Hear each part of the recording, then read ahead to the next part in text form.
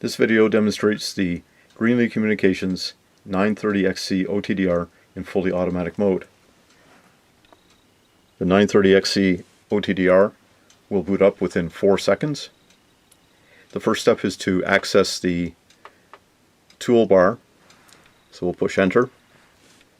And you can see the range was used at 2.5 kilometers by a previous user. To go to automatic mode, hit enter and select the auto mode. As you can see, the range is automatically set and the pulse width will be automatically set to suit the fiber under test.